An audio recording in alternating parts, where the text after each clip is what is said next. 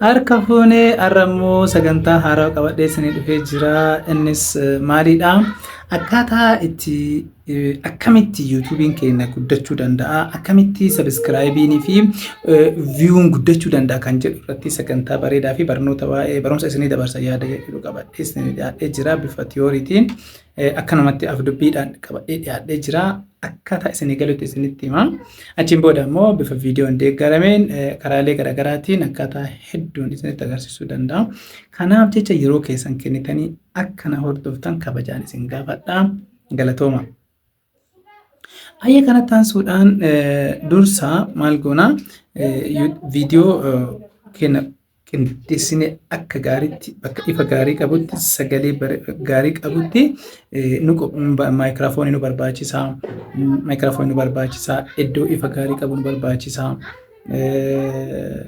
Ammallee deebiitiin yoo bilbila ta'e bilbila bareedaa nu barbaachisa. Kaameraa yoo ta'e kaameraa dijitaala ta'e nu barbaachisa.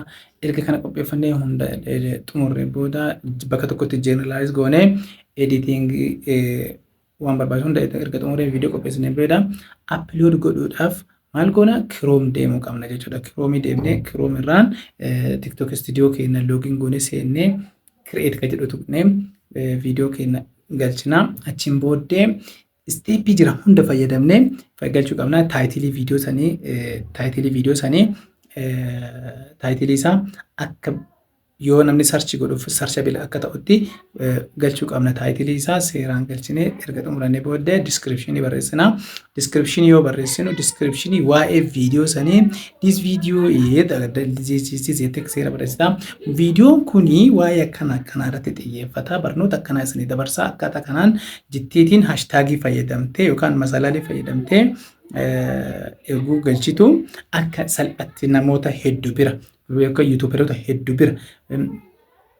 bira siigaa jechuudha. Yeroo kana viyuunii fi sabiskiraayibii carraa sabiskiraayib ta'uu argata jechuudha. Namni akka salphatti gubbaratti sarchii godhu maqaa ati irratti haashtaagiidhaan fayyadamtee galchite isaan akka salphatti namni gubtuu dursa sii dhufa waan ta'eef namni achirratti sii galcha jechuudha. Fakkeenyaaf maqaan kiyya dambaltuubiidha yookaan Eeliyaas kan jedhu Eeliyaas infoonis jira. Lachanuu achi keessatti taag yoo godhe namni yoo gubbaratti maqaa kiyya barbaaduudhaaf illee gubbaratti yoo galche akka salphatti na argata jechuudha. Akka salphatti na argachuudhaaf waa'ee dambalii jettee barreessitu illee dambal kan jedhu sii dhufa jechuudha. Maqaa Eeliyaas gaafa barreessitu kan abbaan fedhe Eeliyaas jedhee gaafa barreessu Eeliyaas dursa dhufa jechuudha. Taagii gootu. Kanaaf akkaataa kana yoo fayyadamtee galchite kana xumurtee viidiyoon kun piraayiveetiidha moo piraayiveetii miti? Paabliik. Viidiyoon kun paabliik ta'eera moo piraayiveetiidha moo anlisted kan jedhu addaan baasuu qabda. Viidiyichi piraayiveetii akka hin taane paablish godhuun dura dursitee viidiyicha gadi lakkisuun dura dursitee piraayiveetii irraa gara paabliikii jijjiiruu qabda. Yeroo tokko carraan paabliik piraayiveetii irraa anlisted jettee dhiiftu jira. Anlisted jechuun namoonni sarchi godhanii argachuu danda'u jechuudha. Akka salphatti carraa isaallee baay'ee bakka sanitti gaariidha. Kan hubachuun baay'ee barbaachisaadha jechuudha. Itti aansee egaa paabliik goonee booddee viidiyoon kun akka bareedee namoota biratti si mul'atuuf yookaan namoonni tokkoffaa dhufan fakkeenyaaf mana nyaataa tokko gaafa deemtu yookaan mana dhugaatii haa ta'u mana nyaataa haa ta'u gosa nyaataa sanniin babbareechisanii achirratti taapeelaa irratti bareechisanii gosa foon fa'aa waan babbareedu kan achirratti sii kaa'uun bareefoo taapeelaa si barbaachisan biraanis si barbaachisaa isa kana akkaataa barbaachisaa ta'een bifa nama hawwatuu danda'uun qopheessitee kaa'atta. Achirratti galchitaa. Namni tokkoffaa akkuma dhufeen ija namaa hawwata react godha waan ta'eef waan ofitti harkifatuuf namni tattafee seenee viidiyoo san si ilaala jechuudha. Carraa achumaan sabiskiraayib si godhu badhaadha jechuudha. Biyaansi viidiyoo kana ilaalee xumuruullee yoo baate maal si godhuu danda'a? Sabiskiraayib godhee bira dhufa jechuudha. Laayik godhee bira dhufuu danda'a. Sa'aatii dheeraa si kennee illee si ilaaluu baatu sabiskiraayib si godhuu danda'a jechuudha. Achumaanis kana erga goonee booddee Tambiinalee akkamiin tolfannaa akkamiin agarsiisuu dandeenya kan jedhu Canva keessatti canva.com kan jedhu keessa seentee Canva keessatti diizaayinii barbaadde filattee akkaataa barbaachisaa ta'een 16:9 irratti galchitee maaliif irratti hojjechuu barbaadde waan irra hojjechuu barbaaddu san dursitee barreessuu qabda Google godhuu qabda.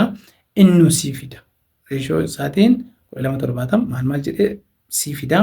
Isaan eeguu galchitu bifa barbaadde bifa nama harkisuu danda'u bifa nama attract godhuu danda'u irratti fayyadamtee gara afootti yoo viidicha naa baasii jettuun AI'n fayyadamuu dandeessaa, Google fayyadamuu dandeessaa, aappii fayyadamuu dandeessaa.